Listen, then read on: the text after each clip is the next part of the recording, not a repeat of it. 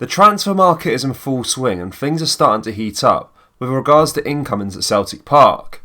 Whilst the incomings are the most exciting part, we have to be prepared for offers on our players. Whilst we are only in June, there has been lots of links with regards to our players with a move away, one of those being Hatate, and in today's video we have some huge news with regards to him as we have an update. We will not just go over that, but also round up all the latest Celtic news from the last 24 hours. But before we get into today's video, make sure you hit that like button and subscribe to the channel for daily Celtic content. Former Celtic forward Timo Weah is on the brink of signing with the Italian Serie A titan Juventus. The American international made the move to Celtic while Brendan Rodgers was still manager in January 2019, signing a 6-month loan deal. He didn't see out his loan contract though, with Neil Lennon ordering the player to pack up his things and leave Celtic after he opted to play for the USA in the Under-21 World Cup, rather than play a part in Celtic's treble cup final against Hearts. He's since pushed on his career after what was an underwhelming spell at Celtic. His impressive performances for French side Lille has since drawn the attention of Juventus, one of Italy's most decorated clubs. Italian transfer expert Fabrizio Romano has confirmed that a deal worth more than £10 million is on the table for Weah's move to Turin. Weah, who's the son of former Ballon d'Or winner and current Liberian president George Weah, has been a standout performer in Ligue 1, helping Lille secure the league title in the 2020-21 season. His pace, work rate and eye for a goal have made him a coveted asset for the Italian side. Amid whirling speculations surrounding a potential move to Etihad Jeddah of Saudi Arabia for Hatate, the player's agent has stepped in to clear the air. Contrary to these recent rumours, Hatate's representative has empathetically quashed any suggestions that the player might be making a move to Saudi Arabia. Rao is still in Europe, no chances to move to Saudi, his agent asserted, aiming to end conjecture about Hatate's immediate future. These decisive remarks aim to maintain the focus on Hatate's current campaign in Europe, putting to rest any distractions that may have arisen from transfer gossip. Hatate, who joined Celtic in January 2022 from J-League 1 side Kawasaki Frontale, has quickly become a key figure in the Scottish Premiership outfit's lineup. His performances in green and white hoops have not gone unnoticed, with the dynamic midfielder attracting attention from various corners of the footballing world. However, despite the interest he's reportedly been attracting, the focus for now remains firmly on his time in Europe with Celtic.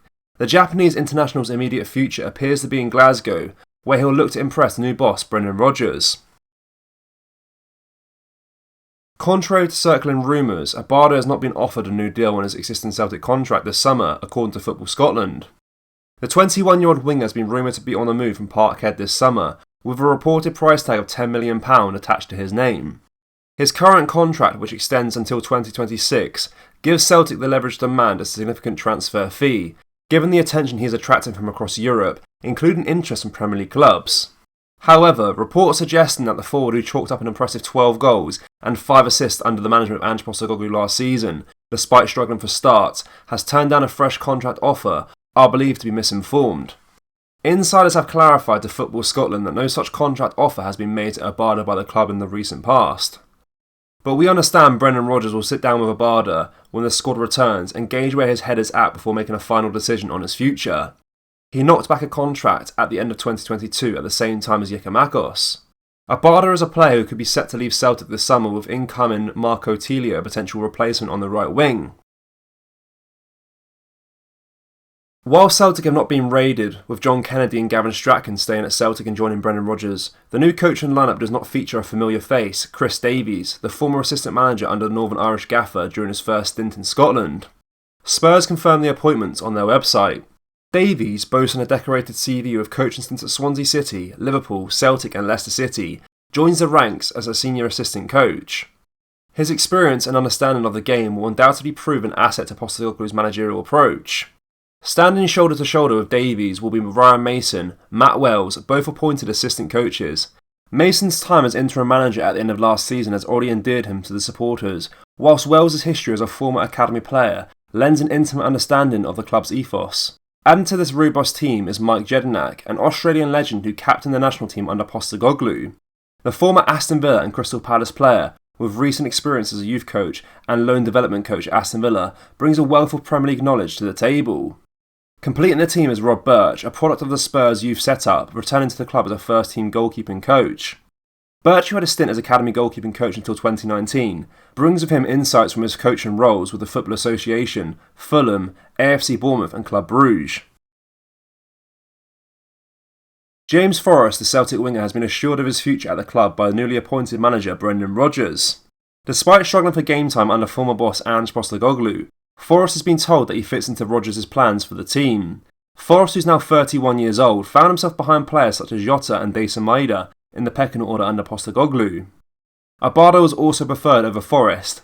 However, Rodgers believes that Forrest's fitness levels and ability to meet the demands of his game plan will be key to his role in the team.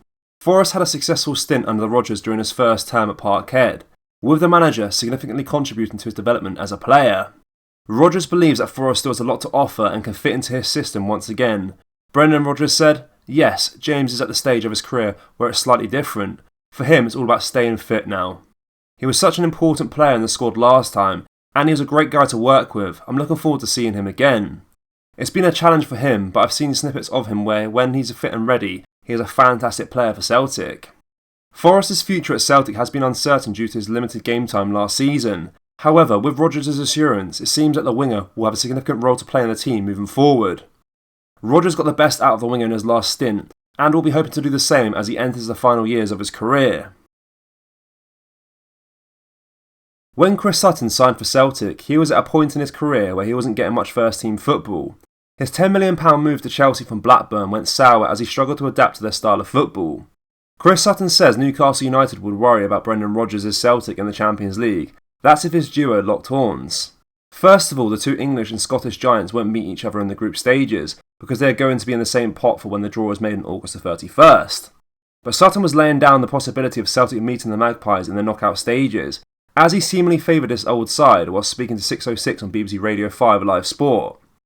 Celtic might have only picked up 2 points last season in Europe's elite competition, but the performances, especially on home soil, were far better than the table suggested.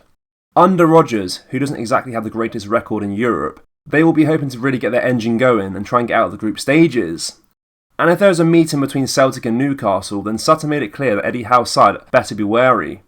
He said, "I don't know what pot Celtic are in actually, I would have to find that out. But if Newcastle drew Celtic, then Newcastle would worry about that draw if they can get through to the knockouts." Celtic fans, what do you make of the news regarding Reo Hatate? And which stars do you think will leave this summer, if any at all? Let me know your thoughts down in the comment section below. That brings us to the end of today's video, guys. Make sure you drop a like on this video and subscribe to the channel for daily Celtic content. Thank you, take care, bye bye.